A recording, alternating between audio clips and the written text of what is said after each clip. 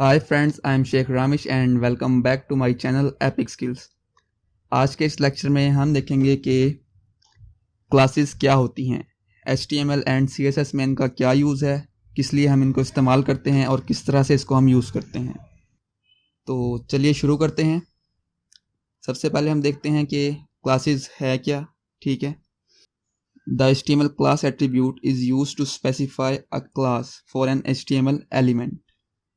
मतलब जो हम एक क्लास क्रिएट करते हैं उस क्लास को HTML के टैग के अंदर एक्सेस करने के लिए क्लास का एट्रीब्यूट यूज़ करते हैं। ठीक है, क्लास के एट्रीब्यूट के अंदर हम उस क्लास का नेम लिखते हैं जो हमने बनाई है। ठीक हो गया। और नेक्स्ट लाइन हमारे पास है, the class attribute is often use to point to a class name in a style sheet. मतलब क्लास नेम के ज़रिए हम मोस्टली क्या करते हैं, अपनी जो स्टाइल शीट होती है, जिस तरह के पिछले लेक्चर में हमने देखा CSS की स्टाइल शीट जो हमने बनाई, उसको हम उस क्लास नेम के ज़रिए ही पॉइंट आउट करते हैं।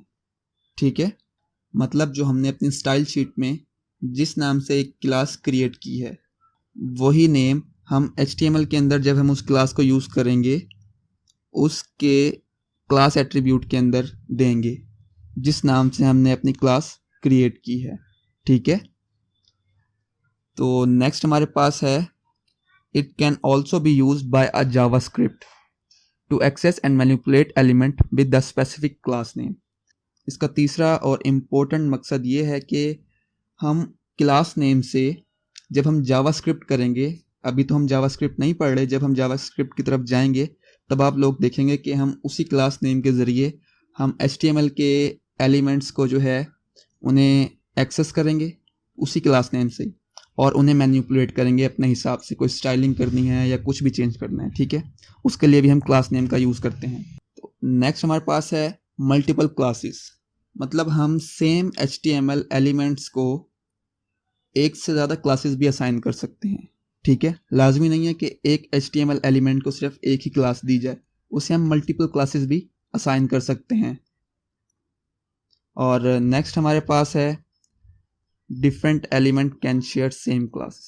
बिल्कुल, हमारे पास जो HTML के अंदर डिफरेंट एलिमेंट्स हैं, जिस तरह का एक हो गया p टैग हो गया, एक div हो गया हमारे पास, या हेडिंग के टैग, जितने भी एलिमेंट्स हैं, ठीक है, वो सेम नेम की क्लास को यूज़ कर सकते हैं। ठीक है, तो ये थोड़ा सा थियोरेटिकल कॉन्सेप्ट था जिसका ओवरव्यू देना आपको थोड़ा सा लाजमी था, ताकि आपको थोड़ा सा बेसिक पता लग जाए कि हम क्लासेस क्यों यूज़ करते हैं, क्या होती हैं और किस किस तरह से उनका इस्तेमाल होता है। ठीक है, अब चलते हैं हम अपने प्रैक्टिकल की तरफ VS कोड में और इम्प्लीमेंट करके देखते हैं। तो हमने अपना VS कोड ओपन कर लिया है। इसके अंदर हम अब एक फ़ाइल बना लेंगे उसी तरह से। इसका नाम हम रख देते हैं classes in HTML dot HTML। ठीक हो गया। Shift plus exclamation mark, enter, और टाइटल में हम लिख देते हैं क्लासेस, अपना आज का टॉपिक। बॉडी में आ जाते हैं। ठीक है, इसमें हम उसी तरह से एक हेडिंग ले लेते हैं, कोई भी H1 की हेडिंग ले लेते हैं। ठीक है, एक पैराग्राफ का टैग ले लेते हैं, इसको हम कॉपी कर लेते हैं, पेस्ट पेस्ट। ठीक है, अब इसके अंदर हम कोई भी हेडिंग्स दे देते हैं। लेट्स सपोज हम सिटीज़ के नेम ले लेते हैं। इसके अंदर हम पहले लिख देते हैं लंदन। ठीक है, इधर हम लिख देते हैं पेरिस, इधर हम लिख देते हैं न्यूयॉर्क। ठीक हो गया। अब पैराग्राफ में लेट्स सपोज हम थोड़ी थोड़ी सी कुछ भी डिटेल्स डाल देते हैं इनकी। ठीक है, इसी तरह हम पेरिस की भी डिटेल डाल देते हैं।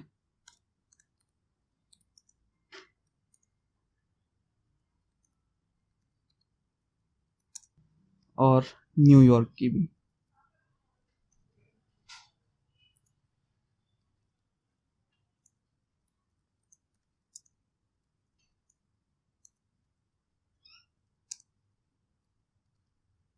चलें जी, इसको अब पहले सिंपली हम रन करके देखते हैं कि किस तरह से शो हो रहा है। Go live. तो ये देखें, ये हमारे पास उसी तरह से लिखा हुआ आ गया, सिंपली टेक्स्ट। अब हम देखते हैं कि क्लासेस को यूज़ करते हुए हम CSS के इस्तेमाल से किस तरह से इनको ब्यूटीफुल कर सकते हैं। वापस आते हैं अपने VS कोड में। तो यहाँ पर हम ऐसा करते हैं कि इंटरनल स्टाइल शीट का ही यूज़ कर लेते हैं अभी, ठीक है, उसी तरह से जिस तरह मैंने अभी आपको पिछले लेक्चर में बताया था। तो उसके लिए हम हेड के टैग में स्टाइल का एलिमेंट लेंगे। अब इसके अंदर हम अपना सारा इंटरनल CSS का कोड लिखेंगे, ठीक है। इधर अब हम सबसे पहले अपनी एक क्लास क्रिएट करते हैं। अब क्लास क्रिएट करने का सिंटैक्स क्या है, नॉर्मली हम सबसे पहले डॉट लिखेंगे, ठीक है, उसके बाद क्लास का नेम लिखेंगे। क्लास नेम केस सेंसिटिव है, ठीक है, तो ज़रा ख्याल करना है, जो नेम हम यहाँ पर दे रहे हैं क्लास का, उसी नेम को हम HTML के क्लास एट्रीब्यूट में डिफाइन करेंगे। देखते हैं किस तरह से। तो इधर हम लेट्स सपोज सिटीज़ के नेम से एक क्लास बना लेते हैं। तो ये सिटी के नेम से हमने एक क्लास बना लिया है, ठीक है, कर्ली ब्रेसेस स्टार्ट और एंड। अब ये जो हमने सिटी नाम की एक क्लास बनाई है, इसकी बॉडी के अंदर ही हमने इसका सारा CSS लिखना है, ठीक है। तो लेट्स सपोज हमारा जो बैकग्राउंड कलर है वो हो जाए टोमेटो, ठीक है, और जितना भी टेक्स्ट का कलर है वो हमें चाहिए वाइट। तो टेक्स्ट कलर के लिए जस्ट हम कलर की प्रॉपर्टी का यूज़ करेंगे और कलर हम कर देंगे वाइट। और नेक्स्ट हम क्या चाह रहे हैं, हमारे पास एक बॉर्डर भी बन जाए, ठीक है, चारों तरफ। तो उसके लिए हम बॉर्डर 1 पिक्सल सॉलिड ब्लैक, ठीक है।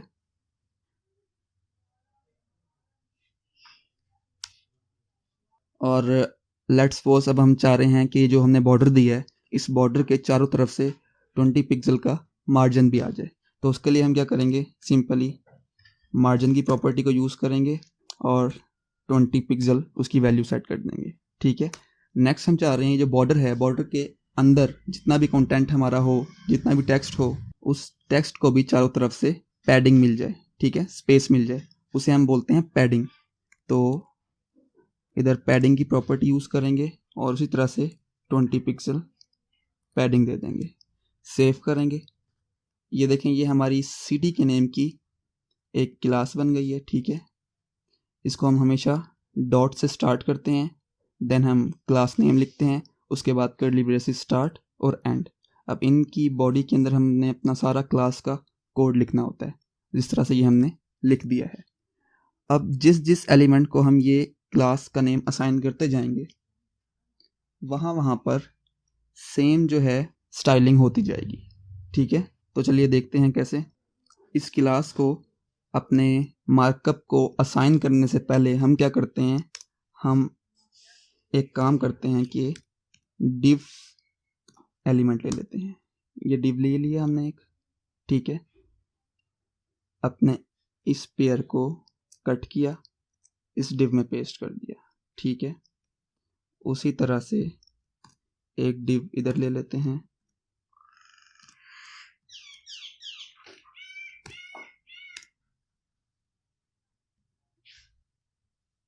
इस पेयर को भी हम div में रख देते हैं, ठीक है।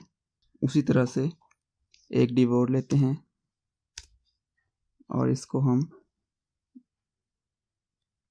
इस div में रख देते हैं।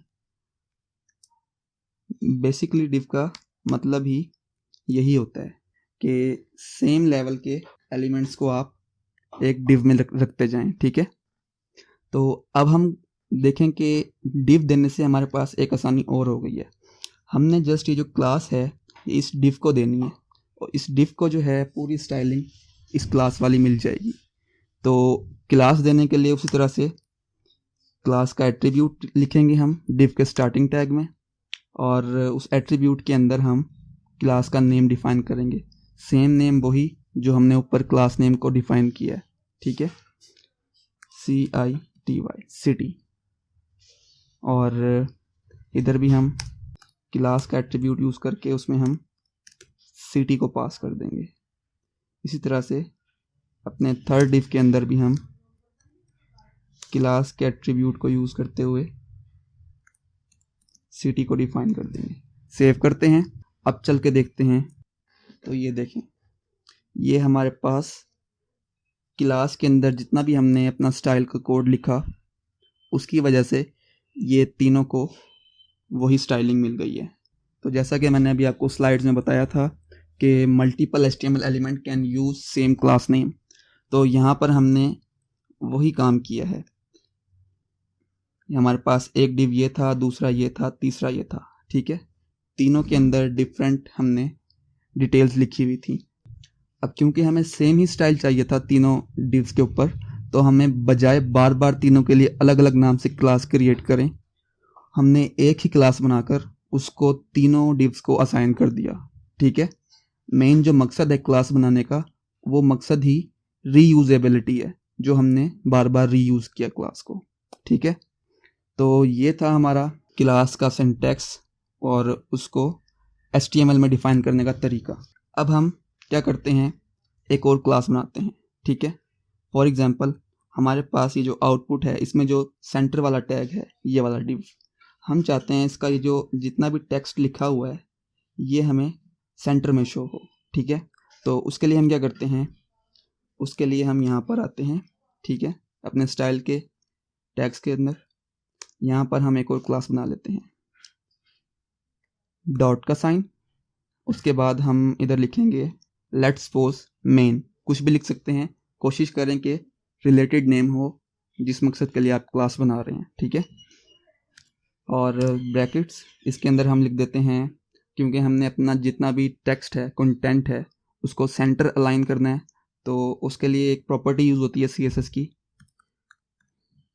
टेक्स्ट अलाइन, ठीक है, टेक्स्ट हाइफन अलाइन, और उसके बाद इसको हम कर देंगे सेंटर, ठीक हो गया। अब हम चाहते हैं कि हमारा जो पैरेस वाला ब्लॉक था उसका जितना भी टेक्स्ट था वो हमें सेंटर में शो हो, ठीक है। तो सेंटर के लिए एक क्लास बना लिया हमने। अब ये क्लास जहाँ जहाँ हम देंगे वो सब चीज़ें सेंटर में शो होती जाएंगी। हमने जस्ट पैरेस वाले ब्लॉक को देना है, तो उसी तरह से क्लास का एट्रीब्यूट ऑलरेडी हमने लिया हुआ है, एक क्लास भी डिफाइन की हुई है। अब मल्टीपल क्लासेस डिफाइन करने के लिए इसके अंदर हम क्या करेंगे, स्पेस के साथ इसको हम अलग करेंगे, ठीक है। स्पेस से डिस्टिंग्विश होता है ये। और उसके बाद हम लिख देंगे अपनी सेकंड क्लास का नेम, जो कि है मेन। ये देखें, अब जो हमारे पास पैरिस वाला डिव है, ठीक है, इसको हमने दो क्लास असाइन की हुई हैं, एक सिटी की, एक मेन की। तो अब चल के देखते हैं ये वर्क करता है या नहीं। तो ये देखें, ये बड़े ज़बरदस्त तरीके से वर्क कर रहा है। हमारे पास जो पैरिस वाला ब्लॉक था उसका जितना भी कंटेंट था, टेक्स्ट था, वो हमारा सेंटर में आ चुका है। तो ये था मल्टीपल क्लासेस को सेम एलिमेंट में यूज़ करने का तरीका, ठीक है, बहुत ही इजी है। तो अब एक और मज़े की चीज़ आपको मैं करके दिखाता हूँ। लेट्स सपोज हम इधर कुछ टेक्स्ट ले लेते हैं, ठीक है, P के अंदर हम कुछ टेक्स्ट ले लेते हैं और एक हेडिंग भी ले लेते हैं, ठीक है। H2 की हेडिंग ले ली हमने, ठीक है। इसके अंदर हमने लिख दिया दिस इज इम्पोर्टेंट हेडिंग, ठीक है। पैराग्राफ में लिख लेते हैं this is my important text, ठीक है। इसको हम सेव करते हैं। ये देखें, ये नीचे शो हो गया है हमें, ठीक हो गया। HR का टैग ले लेते हैं।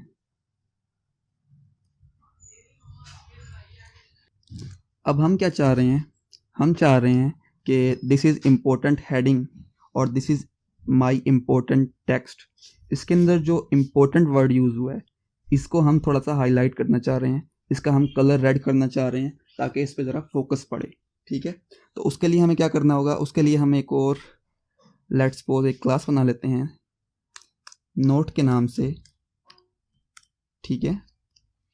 इसके अंदर हम सिंपली करना कुछ नहीं है, हमने जस्ट कलर लेना है और उसको रेड की वैल्यू दे देनी है। ठीक है, मतलब जहाँ जहाँ हम नोट की क्लास को डिफाइन करेंगे वहाँ पर रेड कलर आता जाएगा।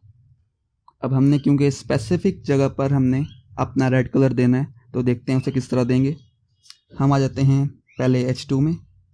यहाँ पर हम अगर H2 के अंदर क्लास का एट्रीब्यूट देकर नोट की क्लास को देते हैं तो ये पूरी हेडिंग का कलर रेड कर देगा, लेकिन हमें जस्ट इम्पोर्टेंट वर्ड का कलर रेड करना है। तो उसके लिए हमारे पास एक टैग यूज़ होता है स्पैन के नाम से, SPAN, स्पैन। ठीक है, अब इस स्पैन के अंदर हम रख देंगे अपने इम्पोर्टेंट के वर्ड को। ठीक हो गया। अब इस स्पैन को जो है हम क्लास का एट्रीब्यूट देंगे और इसके अंदर हम अपनी क्लास का नेम डिफाइन करेंगे, नोट। ठीक है, तो स्पैन जो है वो एक इनलाइन स्टाइलिंग के लिए यूज़ होने वाला टैग है। इसको हम स्टाइलिंग के पर्पस के लिए यूज़ करते हैं, जिस तरह से अभी आपने देखा। सेम सिनेरियो हम नीचे वाले पैराग्राफ में भी करेंगे। SPAN, इम्पोर्टेंट को उठाते हैं और स्पैन में रख देते हैं, और अब स्पैन को हम क्लास के एट्रीब्यूट यूज़ करते हुए नोट की क्लास असाइन कर देते हैं। ठीक है, सेव करते हैं और चलते हैं अपनी आउटपुट पर। तो ये देखें, ये हमारी हेडिंग के अंदर और पैराग्राफ के अंदर जो इम्पोर्टेंट का वर्ड था जिस पे हमने फोकस करवाना था उसको हमने रेड कर दिया है। तो ये सब काम हम बड़े आसानी के साथ अपना CSS को यूज़ करते हुए क्लासेस बनाकर कर सकते हैं, जैसा कि अभी आपने देखा। अच्छा, इसके अंदर अब मैं चाह रहा हूँ कि नोट की क्लास में जो हमने टेक्स्ट को रेड किया है इसका फ़ॉन्ट साइज़ जो है वो 120% हो जाए। ठीक है, सेव करते हैं और ये देखें, ये पहले से थोड़ा सा बड़ा हो गया। मतलब बाय डिफ़ॉल्ट जो है वो फ़ॉन्ट का साइज़ 100% होता है, हमने 120 किया तो मतलब 20% जो है वो इंक्रीज़ कर दिया है। अब जो हमारा जो इम्पोर्टेंट है वो अपने लेफ़्ट और राइट फ़ॉन्ट साइज़ के निस्बत थोड़ा सा बड़ा है। ठीक है, तो ये थी हमारी आज की क्लास, जिसमें मैंने आपको बताया कि क्लासेस क्या होती हैं, उसको हम HTML में किस तरह से एक्सेस करते हैं और CSS में किस तरह से क्रिएट करते हैं, उसका सिंटैक्स क्या होता है और उसको किस किस तरह से हम रीयूज़ कर सकते हैं। आई होप आपको समझ आया होगा। कोई क्वेश्चन, कोई क्यूरीज सेशन से रिलेटेड हो तो नीचे कमेंट बॉक्स में कमेंट करके आप मुझसे पूछ सकते हैं। और मेरे वीडियो को लाइक करें, मेरे चैनल को सब्सक्राइब करें और मेरे फेसबुक पेज एपिक स्किल को भी लाइक करें, फॉलो करें। मिलते हैं नेक्स्ट वीडियो में, अब तक के लिए सिर्फ इतना ही। अल्लाह हाफिज़।